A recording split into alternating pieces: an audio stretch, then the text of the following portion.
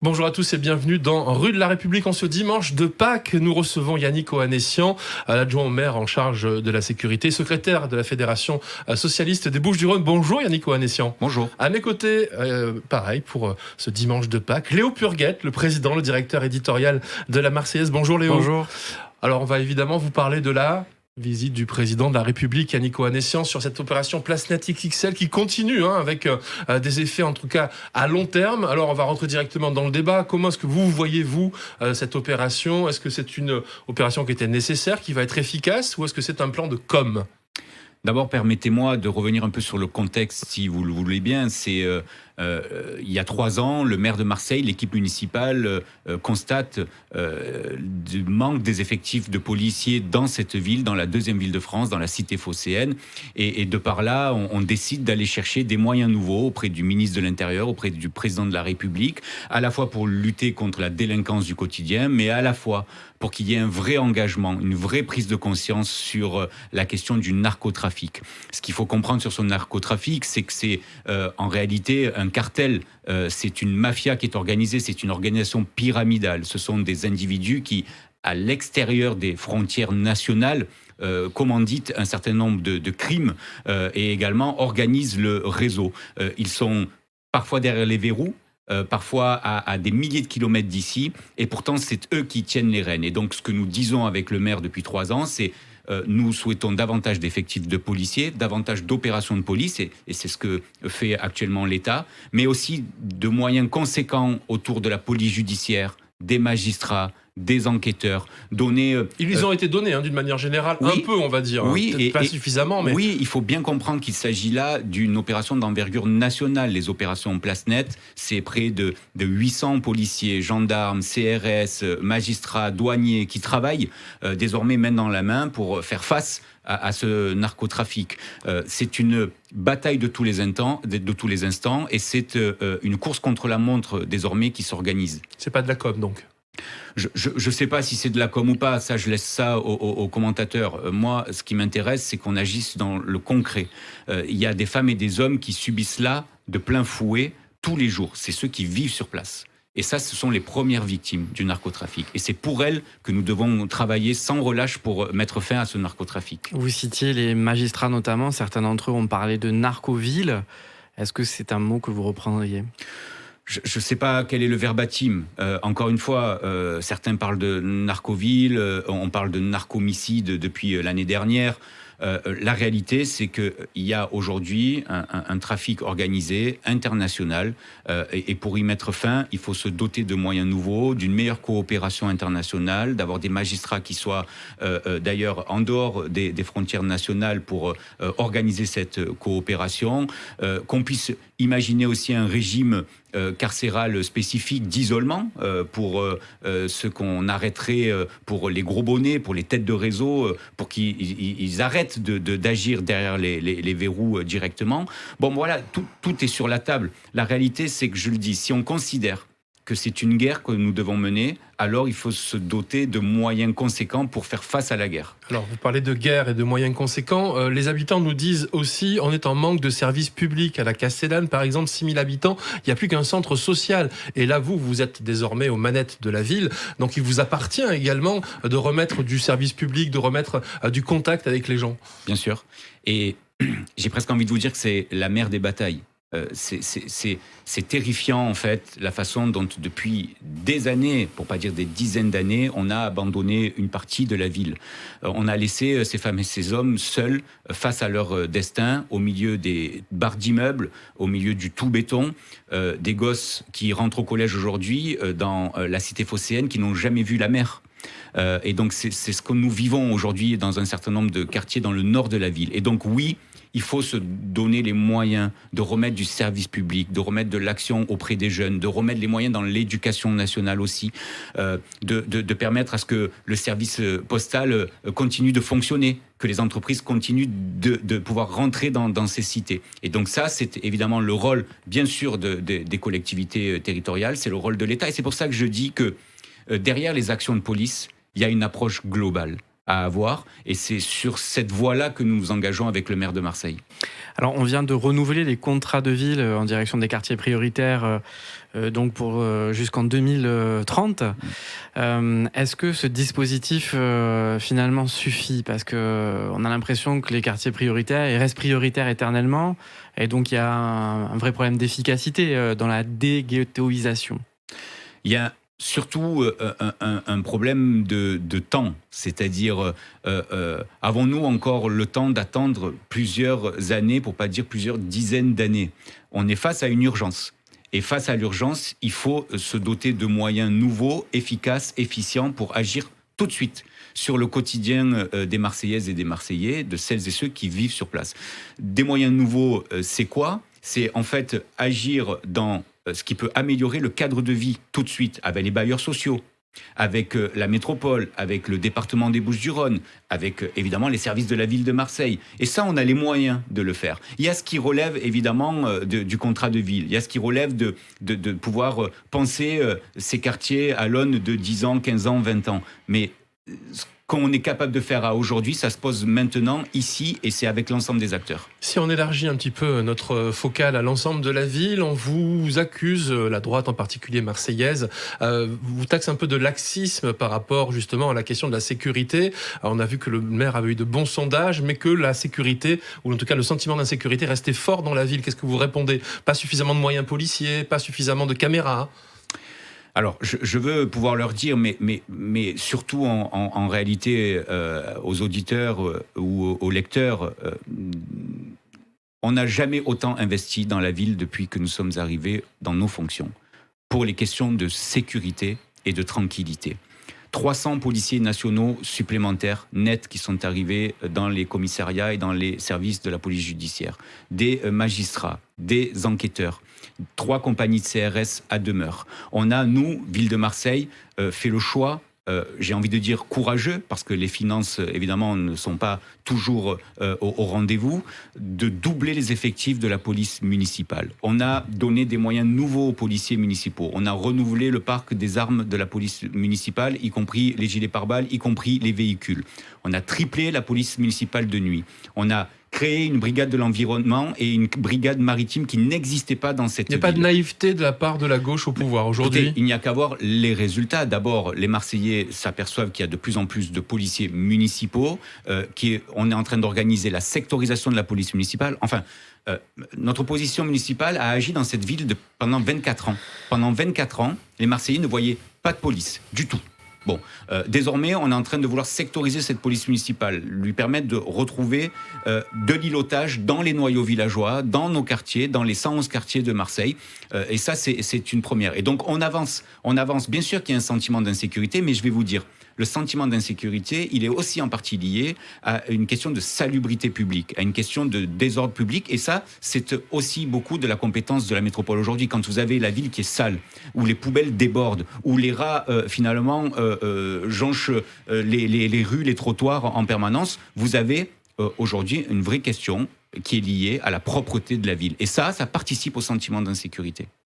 Alors avant de revenir sur vos rapports avec la métropole, peut-être un mot sur la surprise quand même du président de la République qui est venu une énième fois à Marseille, qui a un peu pris de court tout le monde. Il semblerait que les élus aussi. À votre avis, pourquoi cet intérêt pour Marseille ? Écoutez, je crois que le président de la République a au moins entendu le message du maire de Marseille. Je nous rappelle collectivement que il y a 3 ans, on s'est retroussé les manches avec l'équipe municipale. Le maire est allé chercher des moyens financiers nouveaux, considérant qu'il fallait donner à la deuxième ville de France ce qu'elle avait, elle, donné au pays pendant toutes ces années. C'est comme ça aussi qu'est né le plan Marseille en grand. C'est comme ça où le président s'est intéressé davantage à la cité phocéenne et où on a engagé des moyens nouveaux sur les questions de sécurité, de logement, de culture, avec le président de la République. Et donc, il y a une vraie sensibilité aujourd'hui du président vis-à-vis de la cité phocéenne et honnêtement, nous, on prend. Hein. Il semblerait qu'il y a un enjeu si fort que des pressions sont exercées chez nos confrères de la Provence. Ça a créé un mouvement social. Ça vous a surpris ? Ça m'a même un peu plus que surpris. J'ai apporté tout de suite mon soutien aux journalistes, aux salariés de la Provence. Je trouve que, ne serait-ce que sur le principe de la liberté de la presse, mais pas que. Je trouve que moralement, venir s'attaquer comme ça au travail des journalistes sur une qui n'a pas plu à un tel ou un tel, je trouve ça déplorable. Si on prend le plan Marseille en grand que vous avez cité en filigrane tout à l'heure, Yannick Ohanessian, on a le sentiment qu'on a une ministre aujourd'hui qui sera peut-être demain candidate à la mairie de Marseille. Si tu nous écoutes, si vous nous écoutez, Sabrina, pardon, vous nous direz lors de notre prochain passage. On a le sentiment qu'on est venu siffler la fin de la récréation justement pour arrêter les chamailleries entre la ville c'est pas moi, la métropole c'est pas moi, les 200 millions, tout ça, ça donne une image extrêmement désagréable pour les Marseillais, pour le quotidien des Marseillais qui justement ne change pas. Oui, vous hochez la tête. Moi, ce qui me rend, ce qui m'agace et ce qui me rend un peu les choses désagréables, c'est le fait de renvoyer dos à dos aujourd'hui, systématiquement, la ville et la métropole. Et c'est un ping-pong qu'on voit aujourd'hui quand même. Et j'en profite aujourd'hui pour vous dire, ça suffit. Ça suffit. Aujourd'hui, en fait, c'est non seulement l'élu de la République qui vous parle, mais c'est aussi le Marseillais, père de 3 enfants, qui vit dans cette ville depuis toujours, qui paye ses impôts dans cette ville depuis toujours, et qui considère qu'à un moment donné, le service auquel ont droit les Marseillais n'est pas rendu. Et ce service, il est exclusivement à la maille de la métropole. Lorsque on doit, nous, s'occuper des écoles marseillaises, et qu'il y a des difficultés dans les écoles marseillaises, on ne se cache pas derrière notre petit doigt. On ne balaie pas d'un revers de main les critiques qui pourraient arriver. On regarde avec lucidité, avec objectivité, le maire, l'équipe municipale, pour voir là où on peut encore agir, faire mieux. On ne fait pas tout bien, mais on essaie d'agir au quotidien et on assume nos responsabilités. Aujourd'hui, on a une métropole sur les questions de voirie, sur les questions de propreté, qui n'assume pas ses responsabilités. Et lorsqu'on désorganise le service du ramassage des ordures ménagères dans la ville... On désorganise le service ? Oui, on désorganise. C'est volontaire, Ben, en tout cas, la preuve en est, il n'y a qu'à écouter les Marseillaises et les Marseillais. Vous savez, aujourd'hui, je pourrais même avoir la prétention de dire je suis juste le porte-parole des Marseillaises et des Marseillais. Il n'y a qu'à les écouter, il n'y a qu'à aller dans les quartiers où, en fait, depuis le 11 mars, la métropole a décidé d'organiser différemment et de réduire le nombre de passages aujourd'hui Elle le justifie, évidemment. Oui, mais bien sûr, mais enfin, tout est toujours justifiable, mais il faut regarder la réalité des faits. Les poubelles débordent. Les ordures ménagères jonchent les sols, les trottoirs. On est obligé d'enjamber les poubelles aujourd'hui dans un certain nombre de quartiers de la ville. Et donc c'est un problème. Il y avait 2 membres de la majorité municipale qui avaient pourtant été mis en responsabilité à la métropole, notamment sur ces questions qui font friction avec la mairie.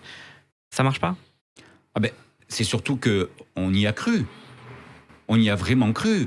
Et c'était un moment, souvenez-vous, où on s'est dit, allez, chiche, on y va, on travaille ensemble, dans l'intérêt général, dans l'intérêt des Marseillaises et des Marseillais. Tout le monde. La réalité, là encore, dans les faits, c'est que les 2 élus que vous évoquez ont simplement été destinataires d'informations a posteriori des choix et des décisions de la métropole. C'est pas comme ça qu'on imagine, nous, une collaboration. À partir du moment où ils sont juste informés, je trouve qu'on est passé à côté. Et j'ai envie de vous dire que c'est presque une forfaiture, c'est une faute morale aujourd'hui de l'exécutif métropolitain quant à la situation dans la ville. Alors, il y a un autre point de friction avec Martine Vassal, c'est la dotation du conseil départemental pour la ville de Marseille. Bon, il y a eu un problème de montant, etc. Mais dans son expression, elle dit notamment qu'elle est prête à financer un déploiement de caméras et que vous seriez réticent. Est-ce que c'est vrai ? Écoutez, on vient de signé avec l'État l'État qui investit à 80% sur la vidéoprotection dans la ville, on vient de signer un investissement de 2 millions d'euros pour continuer à déployer la vidéoprotection. C'est les 2 forces de police qui travaillent aujourd'hui quant à l'implantation des caméras. Alors évidemment, ça change beaucoup de ce qu'ils faisaient avant. Avant, c'était les élus qui décidaient. Désormais, c'est les forces de police. Et ça, c'est un choix que nous faisons avec le maire de Marseille. Et c'est un choix que nous faisons parce que qui de mieux que les forces de police pour déterminer les lieux de délinquance ou les lieux d'infraction pour installer des caméras. Et donc non, tout ça continue. C'est des phases qui sont organisées d'installation dans tous les quartiers de la ville avec une volonté commune du maire et du président de la République, souvenez-vous, dans le cadre du plan Marseille en grand, qui était de dire on démarre par le nord de la ville, parce qu'il fallait rattraper un retard dans le nord de la ville, et c'est ce que nous faisons. Vous savez que dans quelques jours, on aura Martine Vassal sur ce plateau et qu'elle nous dira, comme vous, les yeux dans les yeux, c'est la ville qui fait pas son travail, quoi. Mais sur Vous quoi savez ça? Mais sur quoi Justement sur le côté police des poubelles, par C'est exemple. fait. C'est fait. Et en fait, c'est fait. Et on a Dépôts sauvages. l'année dernière, on a 270 affaires qui ont été traitées par la brigade de l'environnement qu'on a créée, nous, ville de Marseille. Cette brigade de l'environnement qui lutte contre les dépôts sauvages. Cette brigade de l'environnement qui a transmis au parquet, au procureur de la République, 88 affaires qui nécessitent un jugement dans la foulée au côté justice. Et donc, le travail de police, il est fait. Là, ce qu'on évoque, c'est le travail du ramassage des ordures et de la propreté de la ville. Alors on va passer dans le dernier quart ou tiers de notre émission, je suis très mauvais en maths. On va parler de politique nationale, vous êtes premier secrétaire évidemment de la Fédération Socialiste des Bouches-du-Rhône. Comment vous voyez se profiler les élections européennes où on nous vend, alors où c'est peut-être la réalité en tout cas des sondages, un affrontement entre le parti Renaissance présidentielle et puis le rassemblement de Marine Le Pen qui est en voie de normalisation, je ne sais pas comment on peut dire aujourd'hui en fait, qui est un parti comme les autres finalement. Alors, il n'a pas pu vous échapper, malgré ce qu'on nous vend, que dans la réalité des sondages, sur les 10 derniers sondages, le candidat du Parti Socialiste et de Place Publique, qui est Raphaël Glucksmann, est autour de 11 à 13% dans les derniers sondages. Le dernier sondage Ipsos, d'ailleurs, sur un panel de 2000 personnes interrogées, ce qui commence à être assez sérieux, est à 13% dans ces sondages. C'est-à-dire à 5 points seulement actuellement de la candidate Renaissance pour les élections européennes. Et donc moi, j'ai envie de vous dire que nous, on est sur, évidemment, une dynamique de campagne avec le candidat, qu'on a le candidat de rassemblement, puisque nous, on a rassemblé plusieurs formations politiques. On sort d'un week-end de meeting à plus de 2500 personnes dans la région toulousaine. Et donc, c'est plutôt de bon augure pour aller vers les élections européennes, avec, encore une fois, nous, un discours très clair, pour le coup, sur la situation en Ukraine aujourd'hui, ou y compris dans la bande de Gaza, c'est-à-dire ce qui nous concerne sur le plan international, mais également un discours très clair sur ce que nous voulons demain en Europe, sur un sujet majeur, central, qui est la question de la justice sociale. Alors justement, sur cette question-là, Raphaël Glucksmann est quand même plutôt situé à la droite du Parti Socialiste. Sur ce positionnement-là électoral, est-ce que vous n'êtes pas un peu gêné? Parce que ici, le Parti Socialiste a fait le choix d'alliance à gauche pour gérer la mairie.